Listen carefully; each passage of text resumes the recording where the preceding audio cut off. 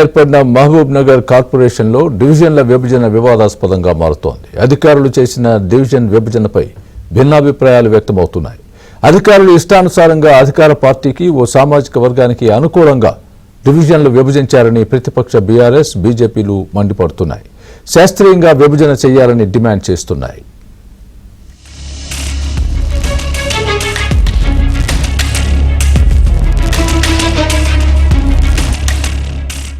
70 ఏళ్లుగా మున్సిపాలిటీగా కొనసాగిన పాలమూరు బల్దియా ఇటీవలే కార్పొరేషన్ గా మారింది.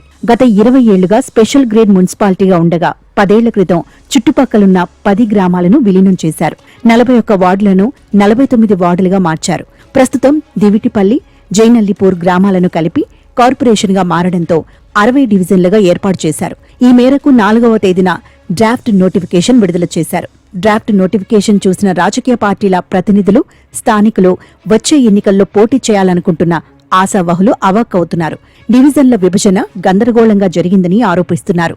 విభజనలో అధికారులు గోప్యత పాటించడంతో పాటు అధికార పార్టీకి, వారికి అనుకూలంగా ఉండే సామాజిక వర్గాల నేతలకు మేలు జరిగేలా విభజన జరిగిందని విమర్శలు వెల్లువెత్తాయి.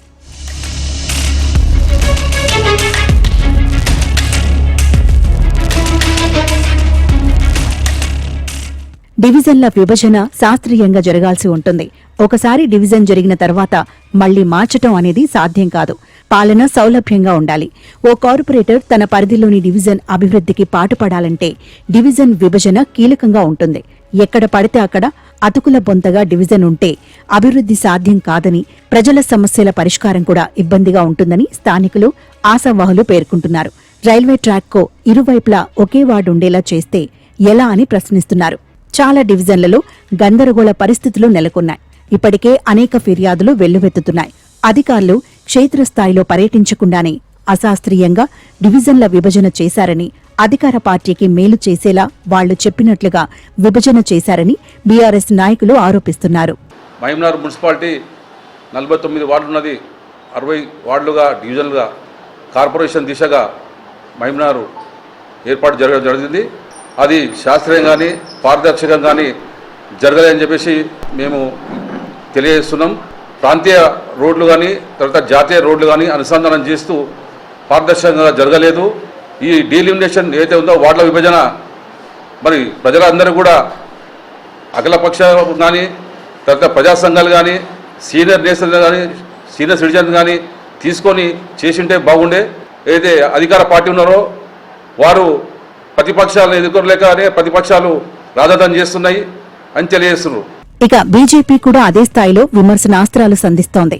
ఎన్నికల్లో పోటీ చేయాలనుకునే ఓ వర్గానికి చెందిన నాయకులు తమ వర్గం ఓటర్ల ఇళ్లు, వారుండే వీధులు ఒకే లైన్లో ఉండేలా లేకుంటే ఆ వర్గం ఓటర్లు ఎక్కడెక్కడ ఉంటారో ఆ వీధులన్నీ కలుపుతూ డివిజన్ ఏర్పాటు చేసేలా పథకం రచించారని ఆరోపిస్తున్నారు. గతంలో వార్డుల విభజన జరిగిన సందర్భంలో అధికారులు, స్థానిక ప్రజాప్రతినిధులు, సీనియర్ సిటిజన్లు, మున్సిపల్ వార్డు సభ్యులతో సంప్రదించి ఇబ్బందులు లేకుండా చేశారని, కానీ ఇప్పుడు అధికారులు మ్యాప్లు ముందు పెట్టుకుని ఆఫీసులో కంప్యూటర్ల ముందు కూర్చొని ఇష్టానుసారంగా విభజన చేశారని బీజేపీ నేతలు ఆరోపిస్తున్నారు. కార్పొరేషన్లో దాదాపు 60 వార్డులు విభజిస్తూ నోటిఫికేషన్ ఇవ్వడం జరిగింది 4వ తారీఖు రోజు. ఈ వార్డు విభజన పూర్తి అశాస్త్రీయంగా చేయడం జరిగింది. కొంతమంది రాజకీయ ప్రలోభం కోసమే ఈ వార్డు విభజన జరిగినట్లుగా కనిపిస్తూ ఉంది. ఎందుకంటే యాక్చువల్గా నేషనల్ హైవేస్ దాటొద్దు, నేచురల్ బౌండరీస్ దాటొద్దు, అదేవిధంగా ప్రధాన రహదారులను కూడా వార్డులో ఉన్నటువంటి ప్రధాన రహదారులను కూడా దాటొద్దు. భారతీయ జనతా పార్టీ డిమాండ్ చేస్తూ ఉంది శాస్త్రీయంగా ఎక్కడ వార్డులు ప్రజలు అక్కడనే, ఎక్కడ బూతులు ఉన్నాయో అక్కడనే ఓటేసే విధంగా వార్డు విభజన జరగాలి. అప్పుడే ఓటర్లకు అనుకూలంగా ఉంటుంది. రానున్న కార్పొరేషన్ ఎన్నికలలో ప్రతిపక్షాలకు ఓటమి భయం పట్టుకుందని, అందుకే డివిజన్ల విభజన అశాస్త్రీయంగా ఉందని ఆరోపణలు చేస్తున్నారని, ఇది సరికాదని కాంగ్రెస్ నాయకులు అన్నారు.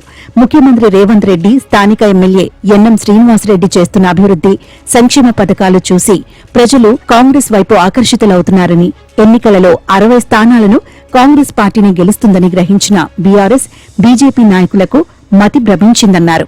నిబంధనల